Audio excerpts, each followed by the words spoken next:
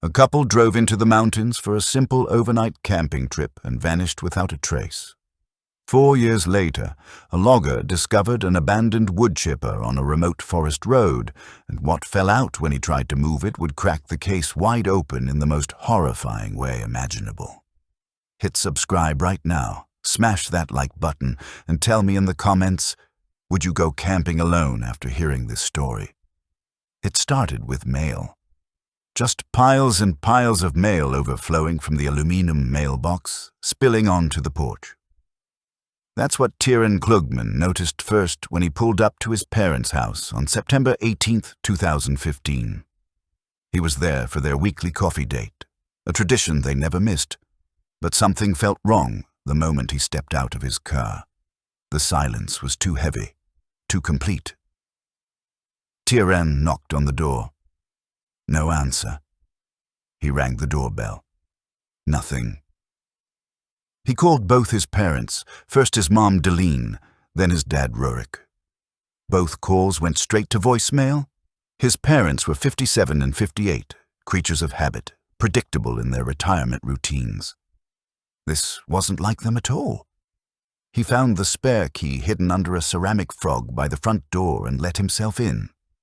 The moment the door opened, a wave of stench hit him so hard it made his eyes water. It was the overwhelming smell of animal waste, thick and suffocating. And then he saw the living room. The place looked like a hurricane had torn through it. Furniture was overturned, sofa cushions ripped open with foam scattered everywhere like snow. There were claw marks gouging the wooden door frames. The carpet was destroyed, soiled beyond recognition. But here's what didn't make sense. The television was still on the wall. His mother's jewelry box was visible in the bedroom. This wasn't a robbery. That's when he heard it. A faint scratching sound coming from the back of the house. He followed the noise to the utility room. The door was closed, the area around the bottom completely splintered and gouged. When he opened it, what he saw made his blood run cold. Their golden retriever, Sonny, was huddled in the corner on a filthy blanket. But the dog was barely recognizable. He was skeletal, ribs jutting out beneath matted fur, so dehydrated he could barely lift his head. The water bowl was bone dry, coated in dust, and suddenly, Tieran understood. His parents hadn't just left. Something had prevented them from coming home. Something catastrophic. Based on the condition of the dog and the house, Tieran estimated they'd been gone for at least a week. He immediately called 911. Within an hour, the house became an active crime scene and the urgent process of tracing his parents' last movements began. Tieran provided the initial timeline to investigators. His parents had planned a short trip. On September 11th, exactly 1 week earlier, they departed for a one-night camping trip in North Cascades National Park. It was supposed to be casual, simple. They loved the outdoors, enjoyed day hikes and well-maintained campsites, but they weren't survivalists. This was meant to be easy.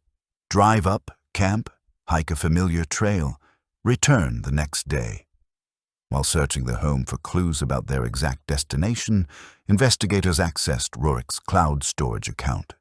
And there they found it. The last known evidence of Rurik and Deline Klugman. A photograph.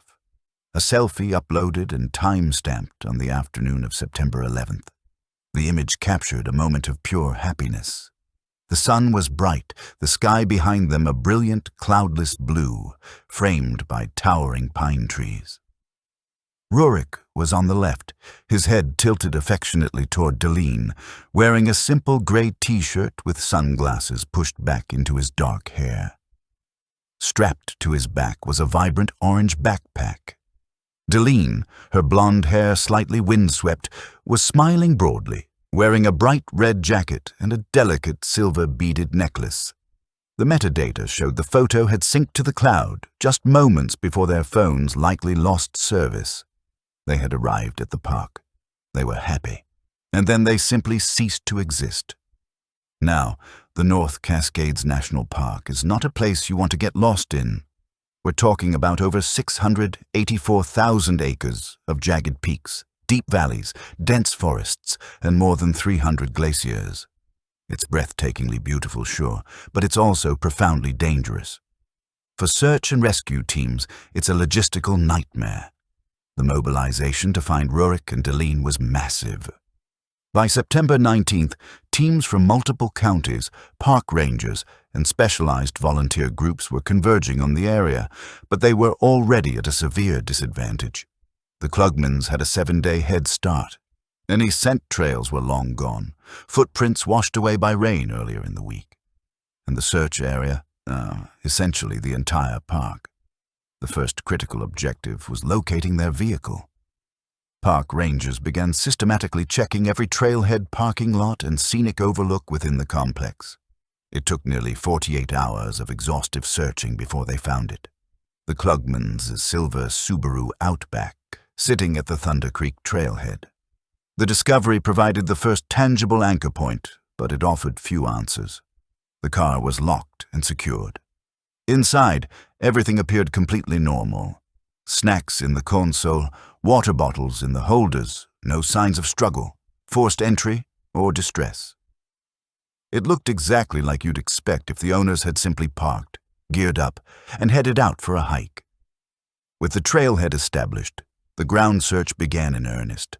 Teams fanned out along Thunder Creek Trail, a relatively flat, well-maintained path following the creek deep into the valley. Given the Klugmans' casual hiking style, it was the most logical route. They deployed K-9 units, though expectations were low given the Antoine time elapsed. Helicopters with thermal imaging cameras flew low over the canopy, scanning for heat signatures or anomalies. Days turned into a week. The searchers battled exhaustion and difficult terrain, and the growing realization that they were looking for needles in a haystack made of pine trees and granite. Tiran remained at the command post, waiting agonizingly for any news. He emphasized the bright orange color of his father's backpack, hoping it would provide a visual beacon. Then what seemed like a break arrived. A backpacker who'd been in a remote area several miles from Thunder Creek Trail contacted the command post. While reviewing his trip photos, he'd noticed something anomalous in the distance. A flash of bright orange fabric deep within a treacherous scree field high above the valley floor. The location was difficult to access, situated on a steep slope of loose rock and debris, far from any established trail. It wasn't a place casual hikers would venture, but if they'd become disoriented, it was possible. The report galvanized everyone. A specialized high-angle rescue team was assembled. The operation to reach the object was inherently risky. The scree field was unstable, prone to rockfall, and weather conditions were deteriorating. The team moved slowly, deliberately, securing ropes and navigating shifting ground. It took them nearly 6 hours to reach the location. The team leader approached the object cautiously and keyed his radio. The message was brief and devastating. The orange fabric wasn't Rurik's backpack. It was an old, weathered piece of climbing gear, a faded sling webbing abandoned years ago. The disappointment was crushing. As the active search scaled back due to lack of new leads and approaching winter weather, the investigation shifted focus. If the wilderness wouldn't yield answers, perhaps the Klugmans' life before the trip would. Detectives began a deeper dive into Rurik and Deline's background. They were a quiet couple, well-liked by neighbors, with no known enemies or financial troubles. But one recent event stood out. Tiran revealed that Rurik had recently lost his job at Van Camp Industries, a local manufacturing plant specializing in heavy industrial equipment. Rurik had worked there for decades as a highly skilled machine technician. According to Tiran, his father had downplayed the job loss, framing it as an early retirement opportunity, seeming optimistic about the change. But investigators had to consider other possibilities. Had the job loss caused more stress than Rurik let on? Had he been hiding financial difficulties? As part of the routine investigation, detectives interviewed Rurik's former employer, Oswin Van Camp, the owner of Van Camp Industries. Van Camp was cooperative and professional, expressing shock and concern over the disappearance. He confirmed that Rurick's layoff was due to redundancy, a necessary cost-cutting measure. He described Rurick as a reliable employee and said they'd parted on amicable terms. The interview was unremarkable. The lead seemed to fizzle out. With no evidence of foul play and no trace of the couple in the wilderness, the case stalled. The prevailing theory became that Rurick and Deline had succumbed to the elements, their remains lost somewhere in the vast expanse of the North Cascades. Winter arrived, burying the park under feet of snow. The active search was officially suspended. The case went cold. 4 years passed. 4 long years of no answers, only a slow, grinding ache of uncertainty. Tieran navigated a life suspended between grief and hope. The house was eventually cleaned and repaired. Sonny, their dog, was slowly nursed back to health, but the absence of his parents remained a gaping wound. The case file sat dormant in the cold case unit, one of many mysteries swallowed by the Washington wilderness. Then came summer 2019. Nearly 4 years after the Klugmans parked their Subaru and walked into the North Cascades. The landscape had changed. Fires had scarred some areas while new growth emerged in others. The memory of the massive search had faded into local legend. Brody Husted was a contract logger, a man accustomed to the solitude and hard labor of the forest. He wasn't working within the national park boundaries, but in an adjacent section of national forest, a dense, remote area characterized by steep slopes and thick undergrowth. His current contract involved clearing debris and overgrowth from decommissioned logging access roads, mundane work intended to maintain fire breaks. Husted spent his days navigating the rutted, half-forgotten roads in his heavy-duty flatbed truck, equipped with a winch and chainsaws. He was clearing a particularly overgrown section of road that hadn't been used in years. The vegetation was so dense it formed a canopy, casting the area in perpetual shadow. As he maneuvered around a sharp bend, he spotted something out of place. A piece of machinery, abandoned and forgotten, half hidden by undergrowth. He stopped the truck and got out to investigate. It was a portable wood chipper, tilted at an awkward angle, its wheels half sunk into the soft earth. The paint, once bright industrial orange, was now faded and covered in rust and grime. The engine was coated in dried mud. It looked like it had been sitting there for years, left behind by some logging crew long ago. Husted circled the machine. It was an eyesore and technically part of the debris he was contracted to manage. He decided to haul it out and take it to the nearest disposal site. He returned to his truck, unspooled the winch cable, and secured it around the frame of the wood chipper. He engaged the winch. The motor strained against the weight and the suction of the mud. The chipper groaned, protesting as it was dragged from its resting place. It took several attempts before he managed to haul it onto the access road. Now he needed to get it onto his flatbed. He backed the truck up and reattached the winch cable, aiming to lift the front end onto the bed and pivot the rest up. He engaged the winch again. The cable went taut. The front of the chipper lifted off the ground, swinging precariously as he maneuvered the controls. As the chipper reached its apex, it tilted sharply upward, nearly vertical. The sudden shift in angle dislodged something deep within the rusted feeding chute. Material that had been compacted in the mechanism for years suddenly fell free, landing on the muddy ground near Husted's boots. He glanced down, expecting compacted wood pulp, leaves and dirt. But what he saw didn't make sense. The clump was dark and degraded, sure, but when he knelt down and poked it with a stick, he noticed something disturbing. There were hard fragments mixed into the compacted material. Small, dense objects that looked disturbingly familiar.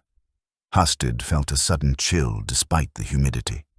He reached into the feeding chute, probing deeper, and pulled out another handful of material. Embedded within it were more small, hard objects. Objects that looked like bone. He stood up, his heart pounding.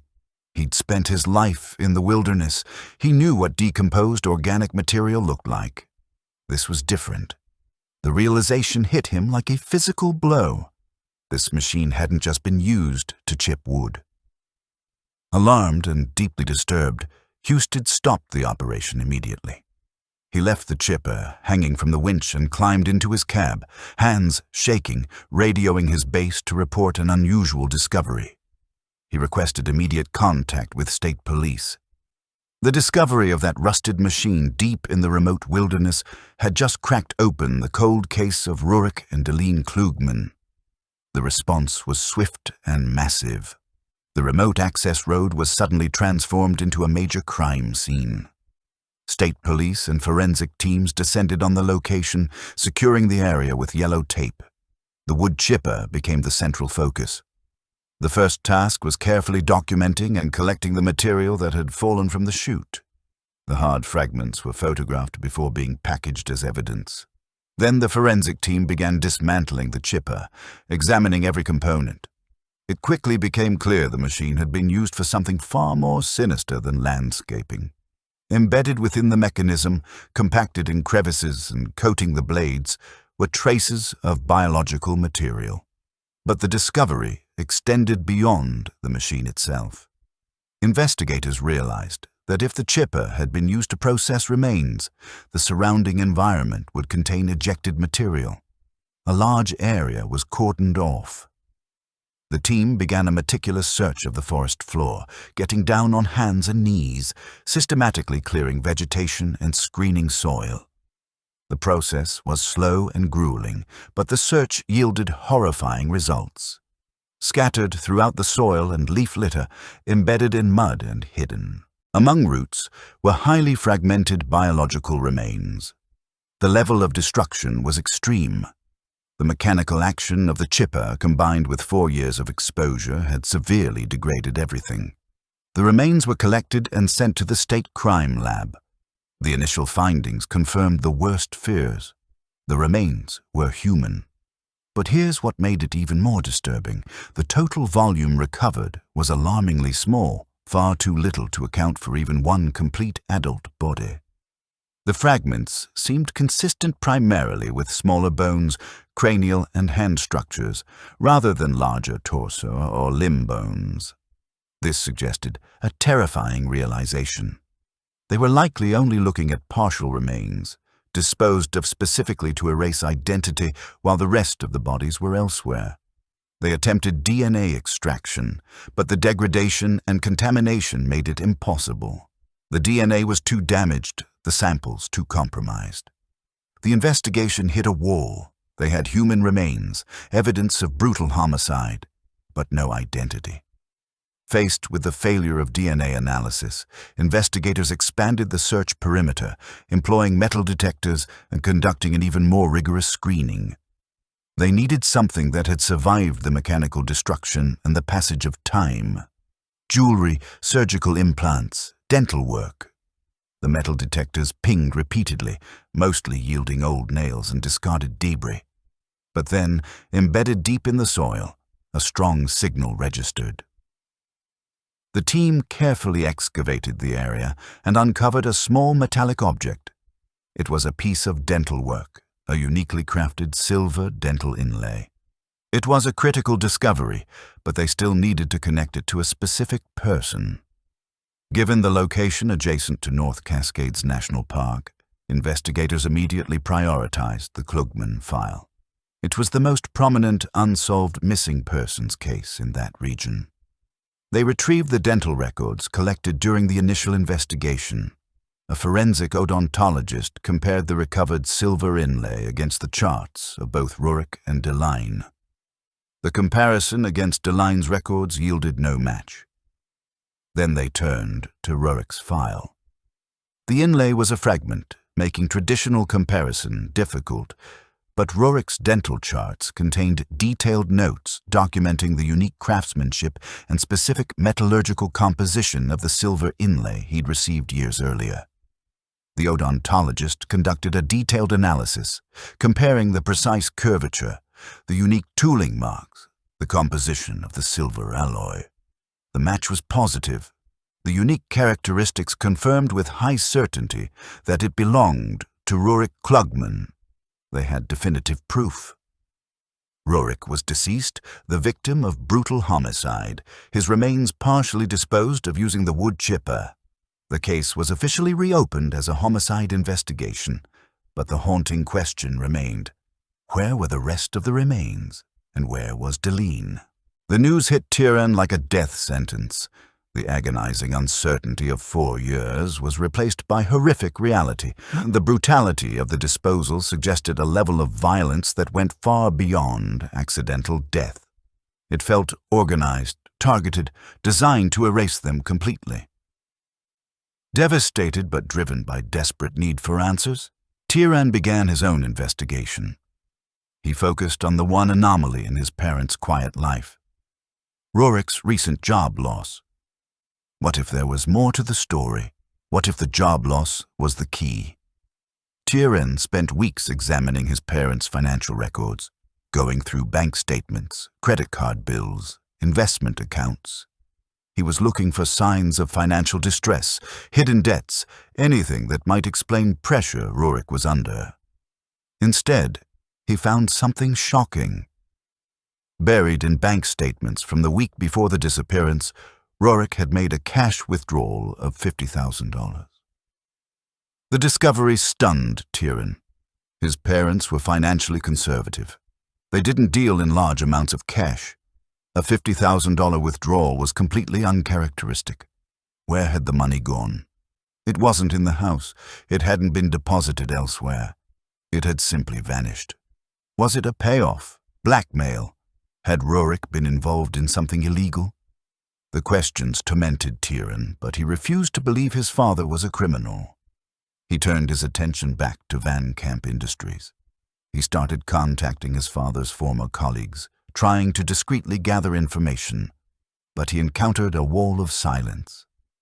The people he spoke to were evasive, guarded. They expressed sympathy, but when conversation turned to Van Camp Industries, the tone shifted. There was an underlying atmosphere of fear. They wouldn't talk about Oswin Van Camp. The pervasive fear only fueled Tieran's suspicion. Something was wrong at that company, and his father had been caught in the middle. He intensified his efforts, digging through his father's old work files. Then the pressure escalated.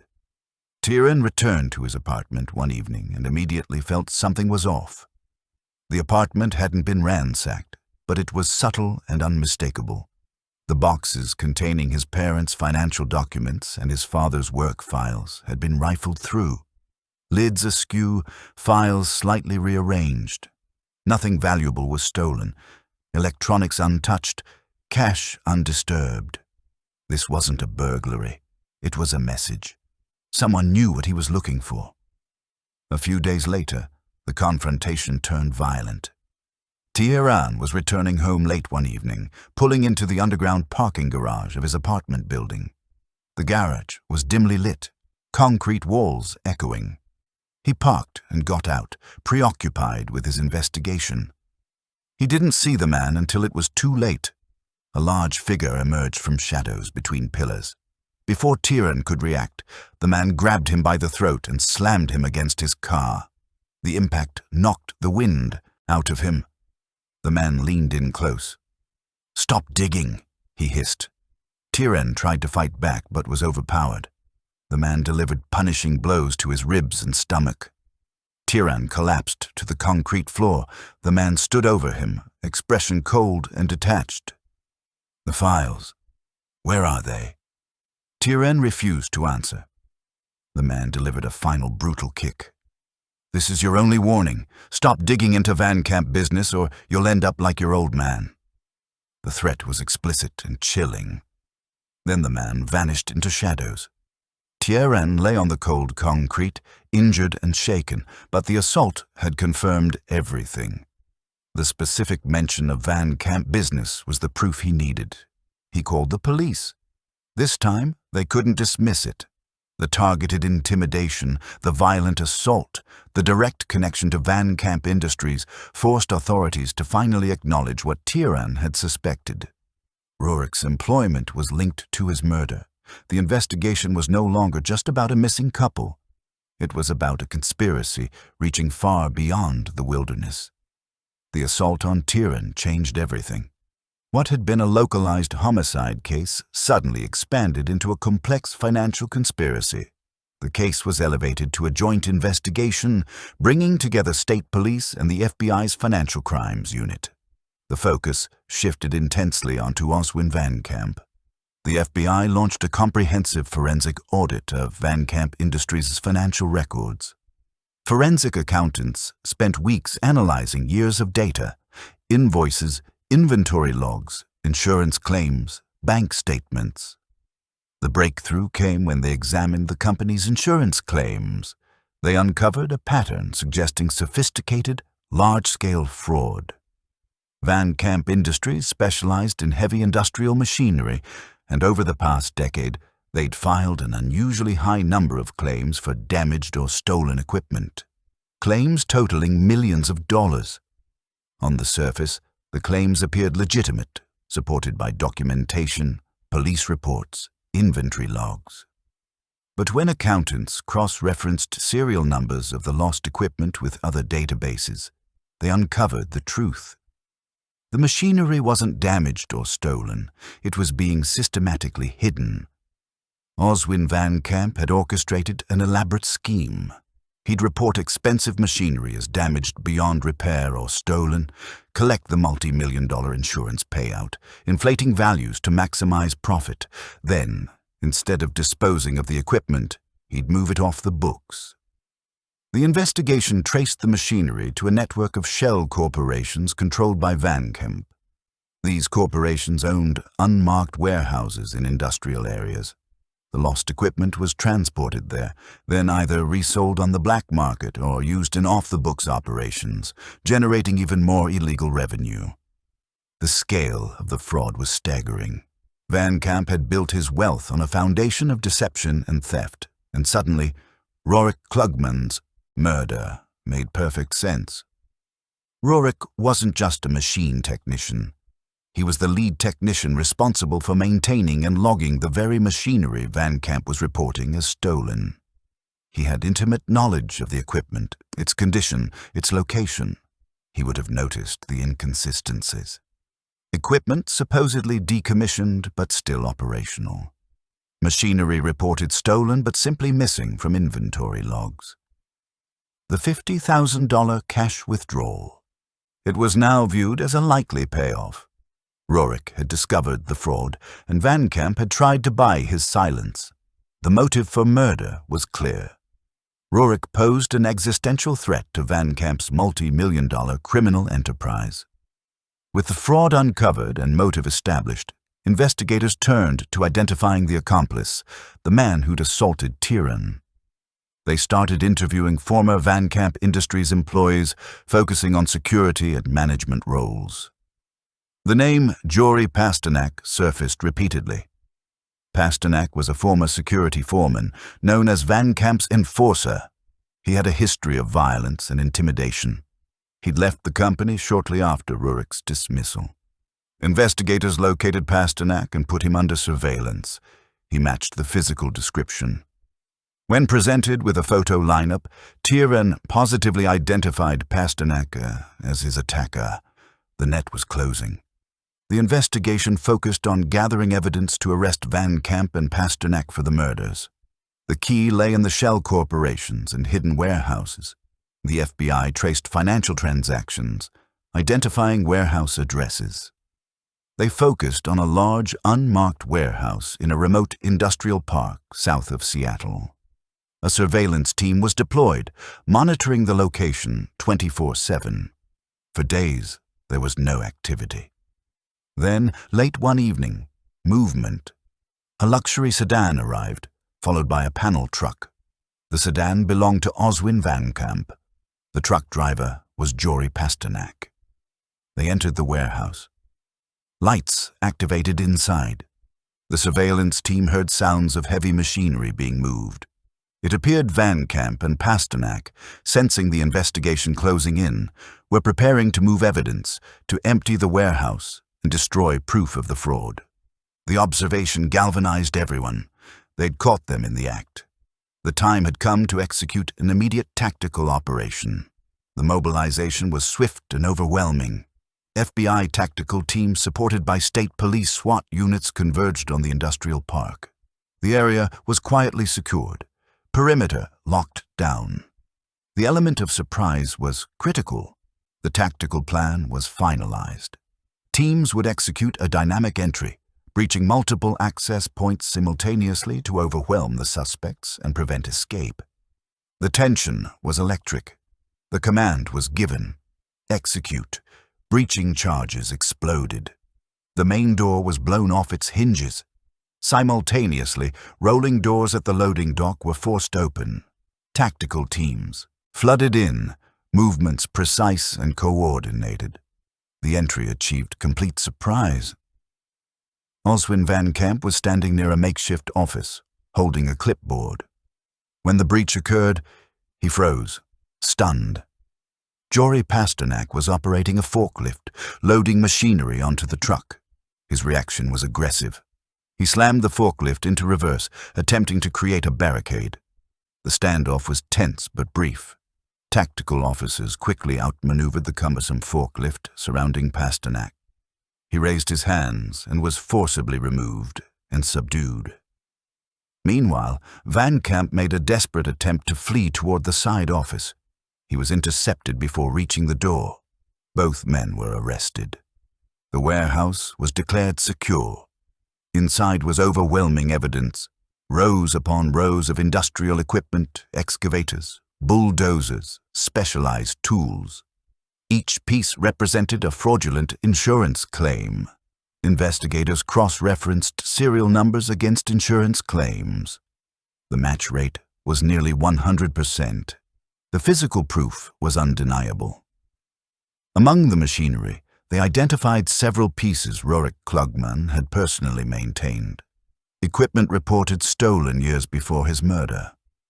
Oswin Van Camp remained arrogant and defiant, demanding his lawyers, denying everything. Jory Pasternak presented a different demeanor. Isolated from Van Camp, taken to a separate interrogation room, he was facing a mountain of evidence. The interrogation was intense and strategic.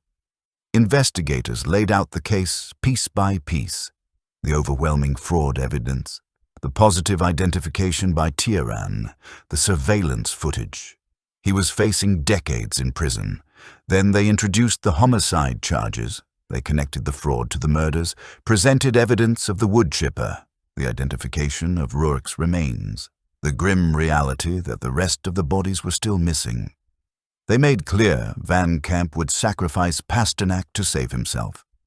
Faced with life imprisonment for double homicide, Pasternak realized his leverage was gone. His loyalty evaporated.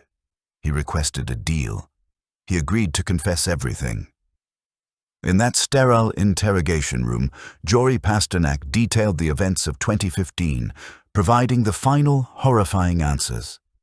His confession laid bare the cold calculation and brutal execution stemming from Oswin Van Camp's desperate attempt to protect his criminal enterprise. Pasternak confirmed Rorik had discovered the insurance fraud. As lead technician, Rorik noticed discrepancies and confronted Van Camp. Van Camp's reaction was immediate. He fired Rorik on the spot, but knew firing him wasn't enough. He offered the $50,000 payoff with a threat. If Rorik exposed the fraud, his family would be harmed. Rorik, terrified, accepted the money and agreed to remain silent. But Van Camp panicked. Despite the agreement, he became convinced Rorik would eventually expose him. He ordered Pasternak to help eliminate the threat permanently. They began stalking the Klugmans, waiting for an opportunity. When they learned about the camping trip to North Cascades, they followed them to the park, tracking them to their campsite at Thunder Creek. Late that night, under cover of darkness, they ambushed and murdered Rorik and Deline at the campsite. Pasternak confessed they transported the bodies from the park in their truck, driving hours to a remote, dilapidated warehouse Van Camp owned through a shell company. Inside, they engaged in a gruesome task. Using industrial saws and axes, they dismembered the bodies, meticulously separating heads, hands, and feet, the parts crucial for identification. Van Camp directed disposal of the main bodies. They drove torsos and limbs to an abandoned, collapsed mineshaft deep in the Cascade foothills, dumping them into a crevasse so deep Pasternak believed they'd never be found. Pasternak was tasked with disposing of the identifying parts separately. He drove alone, navigating remote logging roads. That's when he stumbled upon the wood chipper, rusted and abandoned. Seeing an opportunity for a more permanent solution than burial, he managed to get the old engine running. He spent the rest of the night processing the partial remains through the machine, believing the mechanical destruction would erase their identities forever. He then abandoned the chipper where he found it, confident the crime was untraceable. Pasternak's confession confirmed Deline's fate alongside Rorik's, though the majority of their remains were never recovered from the mine shaft. In late 2020, despite maintaining his innocence and hiring high-powered lawyers, the evidence against Oswin Van Camp was overwhelming. He was found guilty of 2 counts of first-degree murder and massive fraud, receiving life imprisonment without parole. Jory Pasternak, in exchange for his testimony, received a reduced sentence but would still spend decades behind bars. So here's my question for you. If you were in Tieran's position, would you have had the courage to continue investigating even after being violently attacked and threatened? Or would the fear have been too much? Drop your answer in the comments below. And if this story left you as shaken as it left me, hit that like button and subscribe to the channel so you never miss another deep dive into the mysteries that refuse to stay buried. Thanks for watching, and I'll see you in the next one.